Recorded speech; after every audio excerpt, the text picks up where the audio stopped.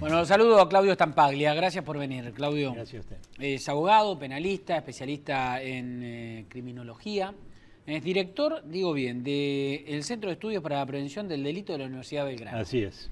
Y un hombre que sabe mucho del tema, con mucha experiencia y que obviamente el caso Nisman a todos nos atrapa, nos tiene con mucha atención, a especialistas mucho más. Hoy, Arroyo Salgado, la ex mujer de Nisman, llegó a la conclusión de que no fue suicidio. Ella lo sospechaba, pero ahora llega a la conclusión por el trabajo que hicieron los peritos de ella. Sí. Y dio, bueno, algunos detalles, ¿no?, del estudio y el análisis al que llegaron. ¿Cuál es la impresión que tenés vos de lo que pasó con Nisman de acuerdo a lo que hay hasta ahora? Bueno, hay muchas cosas que puede haberlas y no las conocemos también, hay que dejar esto en claro, ¿no? Hay muchas cosas que la doctora Feín obviamente todavía no ha dado a conocer. De lo que hay, yo tengo una primera, digamos, un primer análisis científico propio, de acuerdo a los avances que viene teniendo tanto la psicología como la psiquiatría criminal, y hice un análisis de la gente cercana a Nisman, tanto familiares y amigos, algunas cosas a través mía, es decir, personalmente, otras a través de gente conocida, para tener un perfil de Nisman previo a su muerte, tiempo bastante atrás y en los últimos días de su muerte.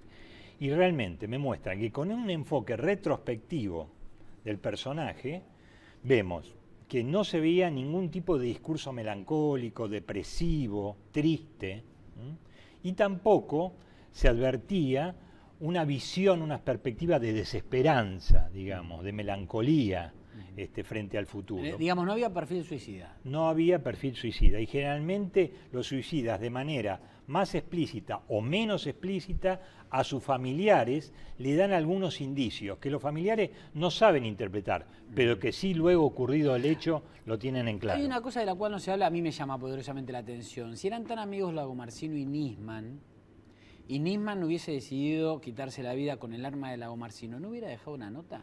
Sabiendo y siendo fiscal, sabiendo lo que la carga que le dejaba a su amigo. Mire, eso son hipótesis. No podemos decir algo que pueda haber ocurrido. Generalmente muchas veces los suicidas dejan nota. Es más, podía haberle dicho algo más explícito a Lagomarsino, dado que son bastante amigos, tenían una amistad. Sin embargo, más allá de la preocupación de las hijas, no le dijo nada y no le dio ningún indicio para que Lagomarsino crea que este hombre pudo haberse suicidado.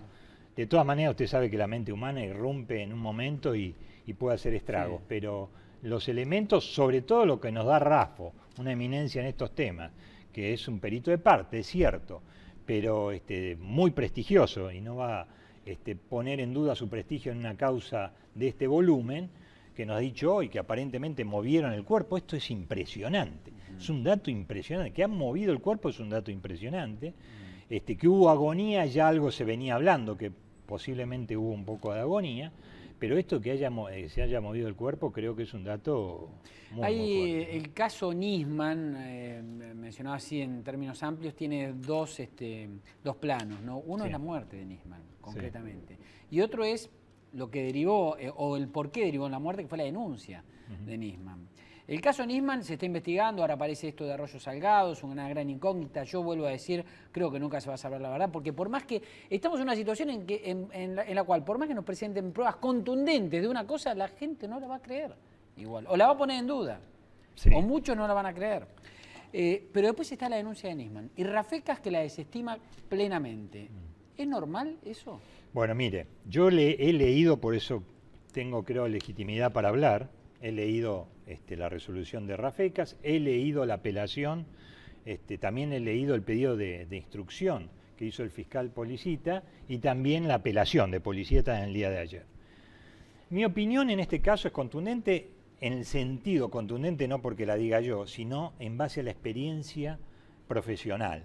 Esto lo he hablado con colegas en las últimas horas. A mí me llama poderosamente la atención, no porque tenga dudas en Rafecas, seguramente él hizo su resolución de acuerdo a su convicción jurídica, honestamente, pero es muy extraño en tribunales, en la experiencia cotidiana, ver que se desestime in limine una denuncia cuando requiere el fiscal, cuando hay un requerimiento fiscal. Yo no sé, pero si haríamos hoy un trabajo de investigación, no sé si un 1 o 2% de la totalidad de los requerimientos fiscales son rechazados por un juez. Pero para que la gente lo entienda, cuando estamos hablando de requerimientos fiscales, el fiscal presentó la denuncia y pidió una serie de medidas de prueba para tratar de corroborar la denuncia. No, la denuncia la presentó Nisman. No, claro, digo, pero el fiscal que instruye la denuncia, que se hace cargo... El fiscal hizo lugar, creyó en el relato de Nisman, instruyó, pidió que se instruya y se investiga y el juez se opuso. Exactamente, pero eso digo, cuando estamos hablando del requerimiento, es eso, es pedirle al juez todas las medidas de prueba que quiere. Más de 40 medidas de prueba. Y el juez dice, no, esto no es delito y ni siquiera vamos a hacer las medidas de prueba que me requieren. Absolutamente, si no es delito no hace falta hacer ninguna medida de prueba. Ahora, generalmente las construcciones dogmáticas, como la que hizo Rafecas, se hacen al final, cuando hay elementos de prueba, para llegar a un decisorio tan letal, tan definitivo en una resolución judicial. Por eso no estoy de acuerdo, yo creo que la justicia está para investigar. De hecho, creo que de todas maneras había elementos de prueba, muchos argentinos hemos escuchado parte de esa prueba y nos ha llamado la atención, más allá de que tengan el día de mañana se reconozca que tenga relevancia penal o no. Es un escándalo político. De hecho, es el tronco medular de la apelación de Policita, ¿no? Decir eso, decir que Rafecas desestimó en forma apresurada y prematura, sin haberla visto. Ahora está en la Cámara. La Cámara podrá decir que sí, podrá decir que no. La mayoría de los especialistas indican que la Cámara está en una posición como para decir que sí, que porque es raro, por esto mismo que estamos hablando, ¿no? Mire, yo no quiero adelantar criterio en ese sentido. Le digo que una causa de esta relevancia, de esta importancia, de que una causa que el país necesita conocer la verdad y cuanto antes. El país, cuando digo el país, digo el gobierno, la oposición y todos los ciudadanos necesitamos saber la verdad cuanto antes. La única verdad que se puede conocer es la que surge por lo menos de una investigación y de procesar y generar una cantidad de pruebas, y Policita presentó más de 40 pruebas, ¿no? Volviendo a la investigación de Fein, ¿no puede una sola fiscal investigar una causa que tiene tanta carga institucional, tanta presión política, en el sentido de que, bueno, obviamente todos los ojos están puestos en ver cuáles son los próximos pasos que va a dar, ¿no? Poder puede. Yo tengo una excelente opinión de la fiscal, no porque tenga ninguna amistad, sino porque la he visto trabajando, también de la juez, pero creo que ella debió pedir ayuda para que varios fiscales colaboren con ella, fiscales de su estricta confianza. Creo que debió hacerlo en pos un poco para que ella trabajara más tranquila, que haya un trabajo en equipo, que cada uno tenga un rol dentro de la investigación para agilizar los distintos pasos y para no tener en vilo por ahí. Fíjese, ayer el Gobierno Nacional en la página del Ministerio de Justicia lanzó que Nisman tenía 1.75 de alcoholemia en sangre y no era así. ¿Por qué la fiscal inmediatamente no salió a decir no es así? Por ejemplo, ayer yo estaba preocupado en el sentido que decía, bueno, esto es un elemento de análisis fuerte que hay que considerarlo. Sin embargo, después se supo de que él tenía eso en el estómago, con lo cual el impacto que podía tener era mínimo, nulo, como lo había dicho ya la autopsia. Eso en sangre representaba casi nada. No, en sangre representaba estar borracho, dice ya. No. Sí. La cantidad esa en el estómago, en sangre, representaba casi nada. Pero al principio la confusión fue esa, que parecía que era en sangre, entonces era así. Efectivamente. Se dice en política criminal que cuanto más tiempo pasa del hecho, más lejos va quedando la verdad. ¿Esto es lo que está pasando en el caso Nisman? Bueno, todavía no estamos tan lejos. Lo que sí, hay una frase de la fiscal hace pocos días que es lo que venimos pregonando algunos que estamos siguiendo el caso, que es: yo no puedo asegurar que no haya contaminación en la escena del hecho. Es una frase impactante, porque obviamente lo que acaba de ocurrir hoy con la conferencia de prensa de la ex mujer de Nisman y con estas novedades de que se movió el cuerpo, de que tuvo agonía, etcétera, etcétera, muestra a las claras que algo sucedió. No se olvide que hay algo inédito. A las 10:30 de la noche, recién, después de las 2 de la tarde, hasta las 10:30 recién ingresa la mamá con uno de los custodios. Y a la 1 minutos antes llega el juez. Un juez que, gracias a Dios, tiene conocimientos en criminalística, cosa que no ocurre con la generalidad ni de los jueces ni de los fiscales. Yo creo, y lo pregono de hace mucho, que tanto los jueces penales como los fiscales deberían tener mayor conocimiento de algunos temas que hacen a la criminalística para inmediatamente abocarse, ir inmediatamente al lugar del hecho. ¿Cómo le van a avisar al juez para que recién llegue a la 1? A la 1 llegó el juez.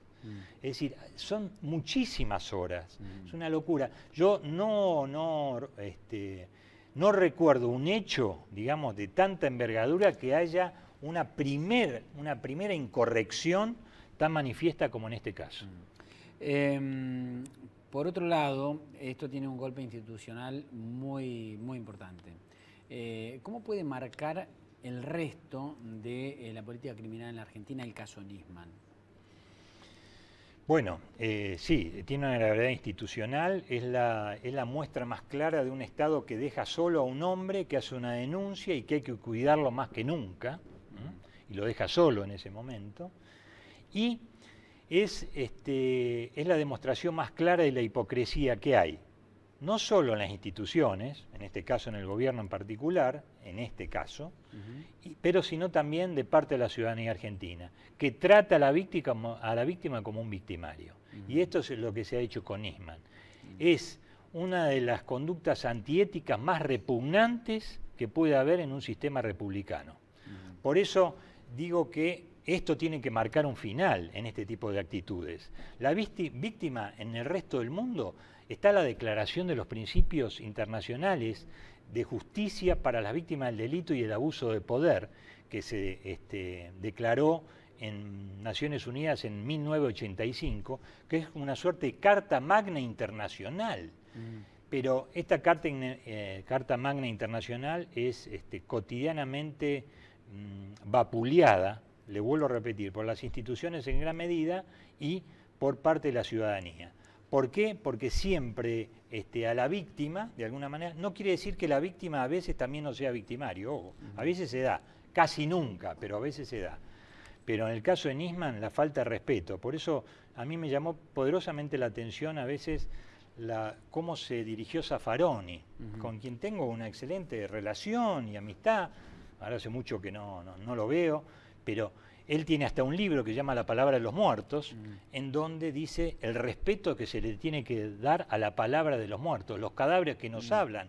Y dice, hablando de Heidegger, el ser humano es, para la criminología, es el ser humano que sigue siendo. Y cuando no puede seguir siendo, ese hombre hay que estudiarlo. Por eso yo digo que a Nisman no lo dejaron seguir siendo Nisman. Por eso me llama la atención que Zaffaroni haya maltratado de esta manera a Nisman, siendo un hombre que en la pluma ha dicho otra cosa, ¿no?